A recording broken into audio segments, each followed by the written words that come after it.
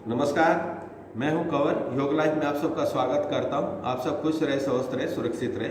मेरा YouTube channel Kanwar योग life subscribe करें, शेयर करें। बहुत बहुत धन्यवाद।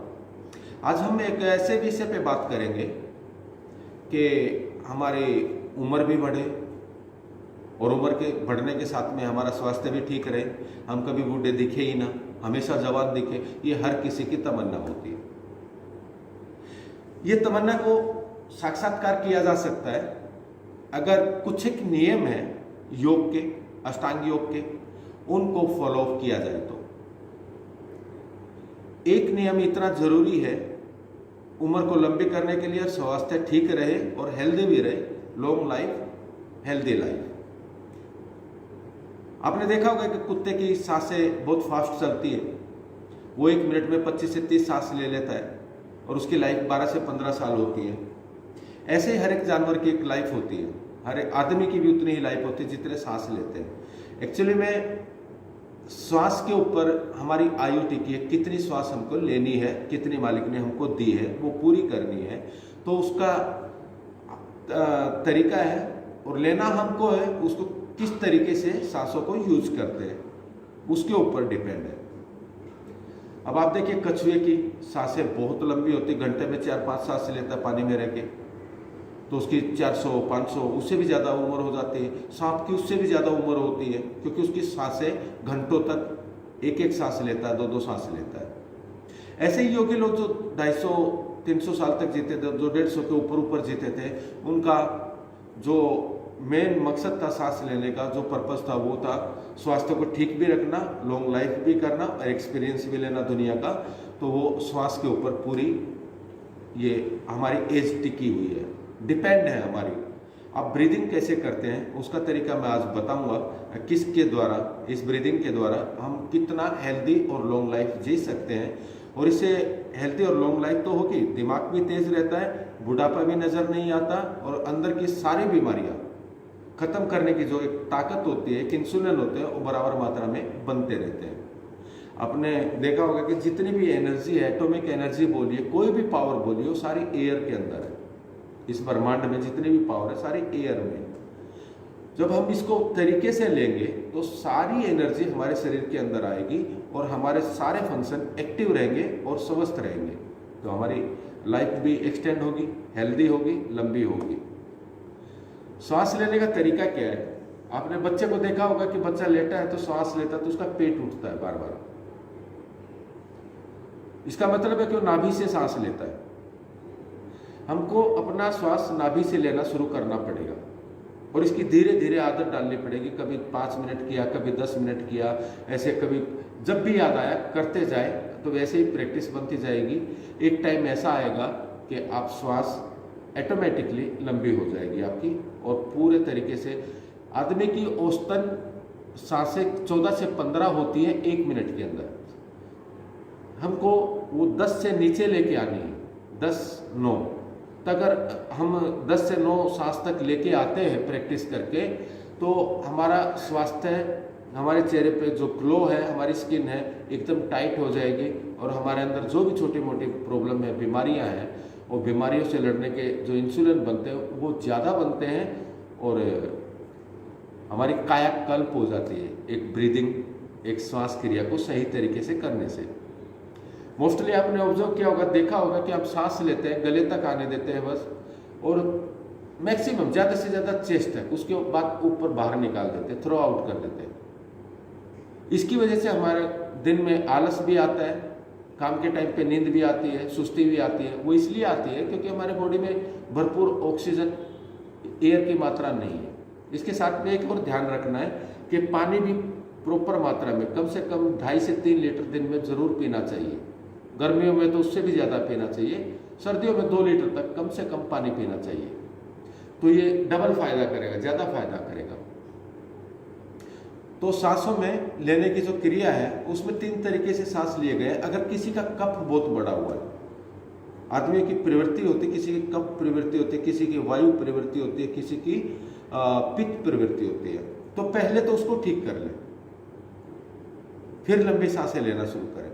अगर किसी कफ प्रवृत्ति है तो उसको करना क्या है कि आपको लेफ्ट हैंड साइड से राइट से अपनी,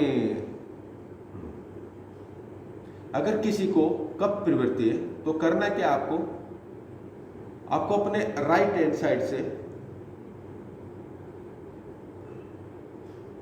जिनकी कफ प्रवृत्ति है उनको करना क्या है, आपको सूर्य नाड़ी से सूर्य भेदी प्राणायाम करना है 2 मिनट। लेफ्ट को क्लोज करें और राइट से ही सांस लेना और छोड़ना है कम से कम 21 टाइम।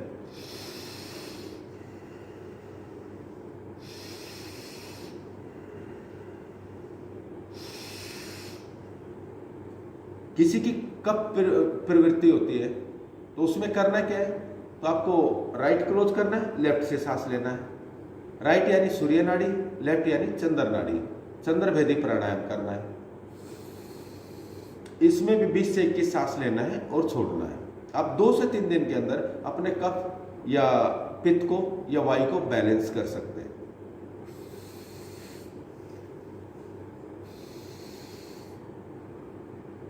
और वायु को बैलेंस करने के लिए अनुलोम विलोम बहुत महत्वपूर्ण है। ऐसे ही लेफ्ट से सांस लिया, लेफ्ट को क्लोज किया, राइट से एक्सेल। मोस्टली सब जानते हैं अनुलोम विलोम।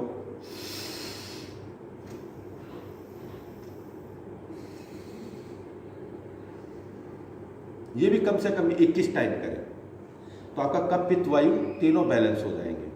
उसके बाद क्या होगा, कफ पित्त वायु बैलेंस है तो आपका स्वास्थ्य बहुत अच्छा, आपका डाइजेशन सिस्टम बहुत अच्छा रहेगा। जो भी खाएंगे वो पचेगा और उसके जो अर्क निकलेगा, उसका जो रस निकलता है तो वो ताकत बनती है, मज्जा बनता है, खून बनता है और हमारे शरीर में ताकत आती है, स्फूर्ति आती है।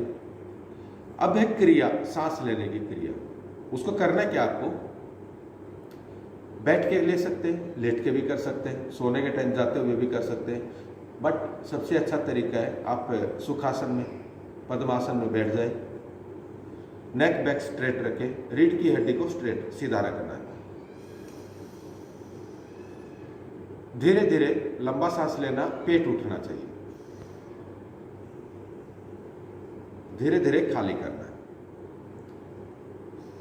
शुरुआत में इसका कोई मापदंड नहीं, आप सिर्फ लेना और छोड़ना शुरू कीजिए, धीरे धीरे लेना, धीरे धीरे छोड़ना। जितनी देर तक कर सकते हैं 5 से 10 मिनट, उतनी ही लाइफ आपकी सेव होती चली जाएगी। क्योंकि सारा खेल जितनी सांसें मालिक ने दी है उतना ही बंदा चल रहा है, पर सांस लेना और छोड़ना तो आपके हाथ में दिया है, आप उसको पूरा यूज करिए तो आपकी बीमारियां भी ठीक होंगी और आपकी उम्र भी लंबी होगी।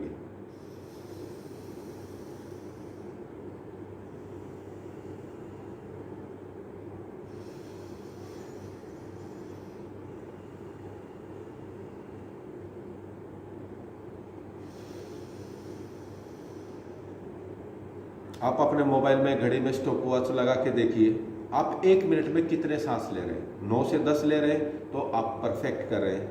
उससे कम धीरे धीरे प्रैक्टिस होगी ना तो फिर उससे 8 से 6 पे भी आ जाएगा। फिर उसके बाद कुंभक की प्रैक्टिस होती है। आपको सांस लेना है, रोकना है। इसमें ज्यादा से ज्यादा टाइम तक कितने टाइम तक रोक सकते हैं, तो 1 मिनट, 1.5 मिनट, 2 मिनट, 3 मिनट, ऐसे धीरे धीरे प्रैक्टिस बढ़ती जाएगी। आप सोचिए वो एक ब्रीथ में कितनी ऑक्सीजन आप बॉडी में ले रहे हैं, बॉडी के अंदर कितनी एनर्जी ले रहे हैं, क्योंकि वो एनर्जी आपके शरीर में लगेगी और आपकी श्वास सिर्फ एक यूज होगी। तो इसलिए योगी लोग जो पूरा ध्यान देते थे अपने शरीर के ऊपर, वो श्वासों की क्रिया पे देते थे। वो डीप ब्रीदिंग, गहरा सांस लेना करते थे। और कुंभक, उनकी लॉन्ग लाइफ का जो मंत्र था वो कुंभक है। फिर तो कुंभक की इतनी प्रैक्टिस हो जाती योगी लोगों की, तो सांस को रोक करके मगज में यानी दिमाग में चढ़ा लेते हैं और उसको घंटों तक रोक सकते हैं वो लोग। वो फिर इतना करने की आम आदमी को इतनी ज़रूरत नहीं पड़ती इसकी, क्योंकि उनको न समय मिलता है इतना और न वो इतनी प्रैक्टिस हो पाती है। तो जितना कर सके उतना तो करें, आप स्वस्थ रहेंगे, आपकी दीर्घ आयु होगी। आप स्वस्थ रहेंगे, आपकी दीर्घ आयु होगी। ये तरीका सांस लेने का। अभी शाम को सोने जाते हैं, आप रात को सोने जाते हैं, सोने से पहले भी लंबी सांसें लीजिए, डीप ब्रीदिंग कीजिए। उससे फायदा क्या होगा, जिनको नींद नहीं आती है उनको नींद भी प्रॉपर आएगी, अच्छी आएगी और सांसें भी लंबी हो जाएंगी, अभ्यास भी हो जाएगा। फिर जैसे सांस लेते हुए आप सोते हैं वैसे ही ऑटोमेटिकली सुबह देखेंगे, उठ के देखेंगे तो उतनी ही लंबी सांसें चलती हुई मिलेंगी। तो आपकी सांसों का पूरा सदुपयोग होगा और आपकी शरीर को, मन को, दिमाग को, दिल को, सबको पूरी एनर्जी मिलेगी, जिससे आप पूरा दिन काम करते हुए एनर्जेटिक रहेंगे, स्फूर्तिदायक रहेंगे। अब ये जानकारी आपको कैसी लगी, ज़्यादा से ज़्यादा शेयर करें। बहुत बहुत धन्यवाद।